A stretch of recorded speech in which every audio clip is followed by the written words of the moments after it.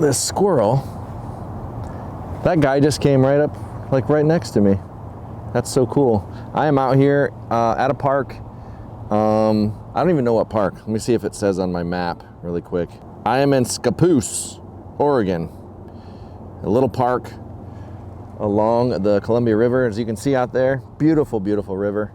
This whole area is beautiful. Like driving through the gorge, one of the most beautiful places I've ever driven through, and probably what keeps me here. I love it here. But really quick today, I pulled over, stopped at the park because I was on my way home to make the Redacted show, and then they ended up recording today. I didn't have to be there. We need to talk really quickly about what's going on with Russell Brand. I feel like this is an important precedent that's being set. I feel like this is an important story, and it's one that I can relate to personally. I've been through something like this. I was falsely accused. My reputation was tarnished. People that I thought were friends were saying bad things about me. And so I know this can happen. And if it can happen to me, someone who's not a celebrity, it can probably happen at a grander scale to a celebrity, and I believe that's what's happening. I love Megyn Kelly's take on it. Listen to what she says. Well, you guys, I realize that the knee-jerk instinct now by so many is Russell Brand is wrongly accused. These women are all liars. I'm sorry, this is extremely detailed. And in the case of the other woman, there's an actual set of medical records after she went to a rape crisis center the day of the alleged encounter, plus apologetic, begging for forgiveness text from Russell Brand. Could you please for a second stay open-minded to the possibility that the women are telling the truth? We don't need to so overcorrect from the Me Too movement that every woman gets completely disregarded and called a liar when she finds the guts to come forward and make an allegation. They may be telling the truth. It's worth investigating. We don't need to knee-jerk condemn him, and we don't need to knee-jerk condemn them. I'm just pissed because what I've seen is like a rash of guys coming out to be like, it's bullshit. You don't know whether it's bullshit or not. Did you read the report of this woman? Did you read the alleged rape details? Did you read the text message that she has from Russell Brand begging for forgiveness? There's at least enough for us to want more facts. That's it. You know, when these things happen, when these accusations come out, I feel like we need to be a little bit more level-headed. I think we need to, I just feel like right now, the court of public opinion is all that matters. It's all that matters, and they know that. The mainstream establishment knows that, so they can get a message out and they can destroy whoever they want, because Russell Brand has 6-point-some-odd million subscribers on YouTube. He has 1.4 or something like that on Rumble. I think 14 million on Twitter, something like that, or X or whatever it is now. So he's got a large following. He is a big voice, and they don't like the stuff that he's talking about. They've smeared him as being right-wing. He's not at all. And it's obvious they don't listen to him. But listen to this. This is a CIA agent talking about what they did in another country to make people think, the people think that Cubans were eating babies for breakfast so that they could justify attacking Cuba. Listen to this. Well, one of the 4 principal functions of the CIA is to gather intelligence and ideally forward it to the president, the users of information, the policymakers, as they say. There are other functions, however, some of them more legitimate than others. One is to run secret wars, the covert action that's written and talked about so much, like what's happening in Nicaragua today from Honduras. Another thing is to disseminate propaganda to influence people's minds, and this is a major function of the CIA. And unfortunately, of course, it overlaps into the gathering of information. You have contact with a journalist, you will give him true stories, you'll get information from him, you'll also give him false stories. Did you buy his confidence with true stories? You buy his confidence and set him up. We've seen this happen recently with Jack Anderson, for example, who has his intelligence sources, and he has also admitted that he's been set up by them. Every 5th story just simply being false. You also work on their human vulnerabilities to recruit them in a classic sense, to make them your agent so that you can control what they do, so you don't have to set them up sort of, by putting one over on them. So you can say, here, plant this one next Tuesday. Can you do this with responsible reporters? Yes, the Church Committee brought it out in 1975, and then Woodward and Bernstein put an article in Rolling Stone a couple of years later 400 journalists cooperating with the CIA, including some of the biggest names in the business, to consciously introduce the stories into the press. Well, give me a concrete example of how you use the press this way, how a false story is planted and how you got it published. Well, for example, in my war, the Angola War that I helped to manage, 1/3 of my staff was propaganda. Ironically, it's called covert action inside the CIA. Outside, that means the violent part. I had propagandists all over the world, principally in London, Kinshasa, and Zambia. We would take stories which we would write and put them in the Zambia Times, and then pull them out and send them to a journalist on our payroll in Europe. But his cover story, you see, would be that he had gotten them from his stringer in Lusaka, who had gotten them from the Zambia Times. We had the complicity of the government of Zambia, Kenneth Kaunda, if you will, to put these false stories into his newspapers. But after that point, the journalists, Reuters and AFP, the management was not witting of it. Now, our contact man in Europe was, and we pumped just dozens of stories about Cuban atrocities, Cuban rapists.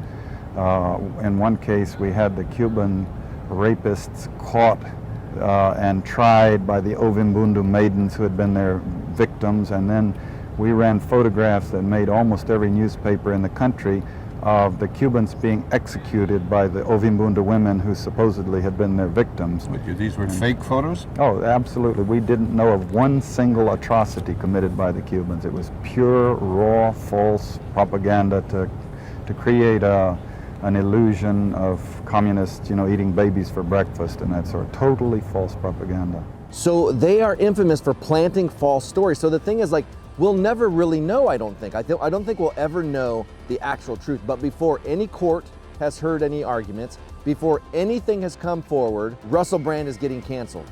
There's no due process. This should be going to court. And the thing is, there are other YouTube creators that are convicted rapists, that still have a YouTube channel and are monetized. Meaning, they're guilty of the crime. I'm not gonna say what YouTube creators that get away with that. I don't know why I said it like that. I'm not gonna name the name because if the man ever sees me, he might kick my ass. I don't ever want that to happen because he's a big guy. But there are other YouTubers that have done far worse things. And well, okay, that didn't sound right. Far worse than, I'm saying longer rap sheets or have been convicted or things like that. I don't want to downplay what has happened here. Again, I've been through this personally, so I have some sympathy here. And this happened 20 years ago. Even if it happened 20 years ago, he was a young guy. We still have to have a path to redemption. So should he still, in 2023, get canceled and demonetized and lose his entire income, his entire livelihood for something he did 20 years ago? I don't think so. You have people that are entering the prison system all the time.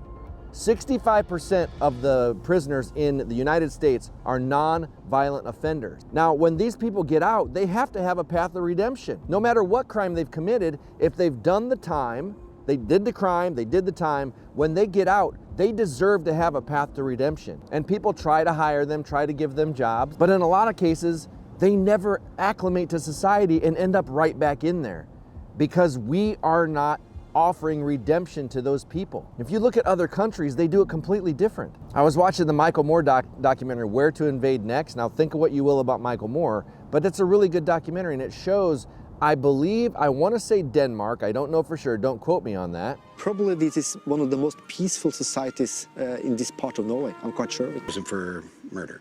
Yeah. You killed somebody. Yeah.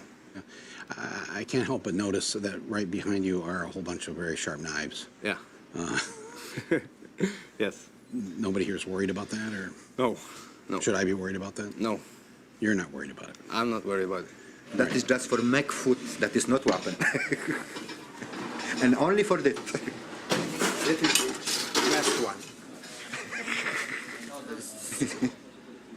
I love this. Yeah. If I could get one of these to take home, I would have ketchup on everything. That is like the coolest. Look at it, it's still going. Yeah. In the weekend, it's 4 guards at work and then another building. That's it. Yeah, that's it. And how many of you are there here? 115. 115. Yeah. And 4 guards. Yeah. Wow. Warden, where's the punishment? Where is the punishment? The main idea is we're just supposed to take away their freedom. That's the only punishment we're actually giving them. They miss their family, they miss their friends. Right, right. But I think and I hope when you speak to them, they will also feel that we're trying to help them back to the same society. You know, this is going to be very hard for Americans to see this. This looks very strange to understand why you're doing it, why you do your prison system this way. I don't understand why you think this is a strange idea. This is an American idea. Your founding fathers put in your constitution, it says no cruel or unusual punishment. You wrote that. A prisoner that is in there for murder is in cooking with a chef's knife and has some freedom. And they don't treat them like criminals.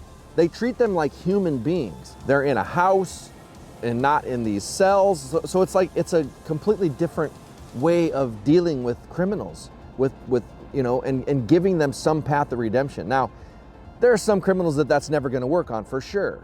But our system is so institutionalized. It's just such a dirty system all the way around. It's a for-profit system. They're incentivized to want to keep those people there. So there's no incentive to get them on track to get out and have a life. But Russell Brand has never been convicted of a crime. He's been accused of something. And so now he's getting canceled as if he committed the crime, as if no judge, no jury, you're guilty, done. His management company left him. The BBC is canceling some of his shows, or all of his shows, I don't know. YouTube demonetized his channel completely, even though he did not go do anything against guidelines or anything. Now, I'm sure he deals with that the same way we do at Redacted. I'm sure he gets copyright claims and notices and stuff like that, but if you appeal them, you get them back, or if not, then they stay, but it's not that big a deal. The UK Parliament sent Rumble a letter telling them that they need to take him down and not monetize his content, and Rumble snapped back and said, no way. That is not how it works. All right, here's the letter. I'm writing concerning the serious allegations regarding Russell Brand in the context of his being a content provider on Rumble with more than 1.4 million followers. The Culture, Media, and Sport Committee is raising questions with the broadcasters and production companies who previously employed Mr. Brand to examine both the culture of the industry in the past and whether the culture still prevails today. However, we are also looking at his use of social media, including on Rumble, where he issued his preemptive response to the accusations made against him by the Sunday Times and Channel 4's dispatches. While we recognize that Rumble is not the creator of the content published by Mr. Brand, we are concerned that he may be able to profit from his content on the platform. We would be grateful if you could confirm whether Mr. Brand is able to monetize his content, including his videos related to the serious accusations against him. Serious accusations, they're even calling them accusations. If you're accused of something, that doesn't make you guilty.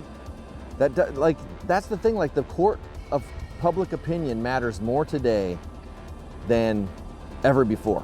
Like, you can be judged by the court of public opinion and lose everything before ever getting to court. I mean, we saw this with Johnny Depp. He lost the franchise with Disney and everything through the accusations. Turns out he was innocent. Disney came back, hey, we're sorry, we want to bring you back. And he said, no way. Look at this little guy. He's coming up to see me. Are you coming to see me? I don't have any food. I have 0 food for you, buddy, but you can sunbathe right there. You got pretty fur. You really do. If so, we would like to know whether Rumble intends to join YouTube in suspending Mr. Brand's ability to earn money on the platform. So Rumble responded and said, while Rumble obviously deplores sexual assault, rape, and all serious crimes and believes that both alleged victims and the accused are entitled to a full and serious investigation, it is vital to note that recent allegations against Russell Brand have nothing to do with content on Rumble's platform. That is the way that you deal with this. He is accused, and he could be falsely accused. With YouTube, he might even have a lawsuit that he could file because they're going against the contract that they made when he has done nothing wrong.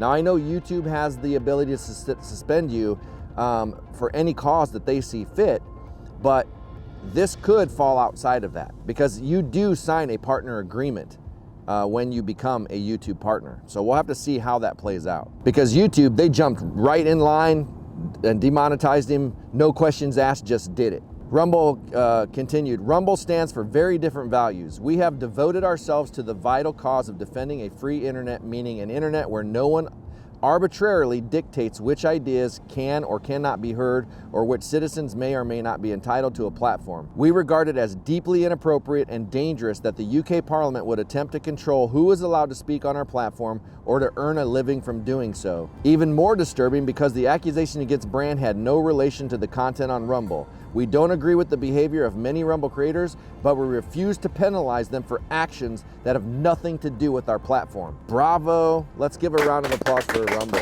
everybody.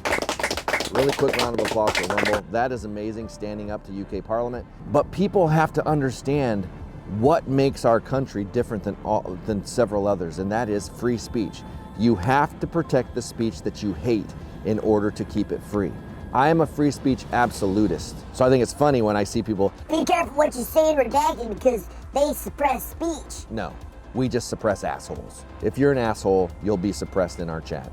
Just don't be a dick to people. But I'm really curious to know what you think about the whole Russell Brand situation. Do you agree with YouTube? Do you think that we should live in a world where the court of public opinion wins? Because if it looks like you might have said something through a text message, or you looks like you might be guilty, that you lose everything and then we can figure it out later? Or do you feel like everybody deserves their day in court? There needs to be discovery. We need to see if this stuff is real and not freak out on either side, not start canceling people and also not start celebrating people. There are tons of people out here just completely defending Russell Brand like there's no way he did anything wrong. We don't know that. But my opinion is maybe he did do it. But even if he did, is 20 years not enough time for redemption, to redeem yourself, to be a different human being? Everybody take a look at yourself and look at how different you were 20 years ago. 20 years ago, I was in my 30s. I was smoking a lot of weed. No, I wasn't smoking weed then, but I was a lot more wild, I'll say that. I was never crazy. In my 20s, I was crazy. I was like, my friend would be driving down the road in my BMW at like 60 mile an hour with me on the hood. Could fall off at any time. Crazy shit. But I don't do that anymore. It's like we all have a wild side when we're young. We have a wild streak. And for guys, we grow out of it a lot later than girls do. Girls grow out of their wild streak a lot sooner. That's why car insurance is cheaper for girls than it is for guys when they're 25. So I'm just curious to know what you think. Do you agree with YouTube suspending him, suspending his monetization and his management company canceling him? Or do you think that we are all should be allowed due process under the law to figure out what's going on? I'd be anxious to know in the comments. Let me know. Thanks you guys so much for watching, and I'll see you in the next video. Peace.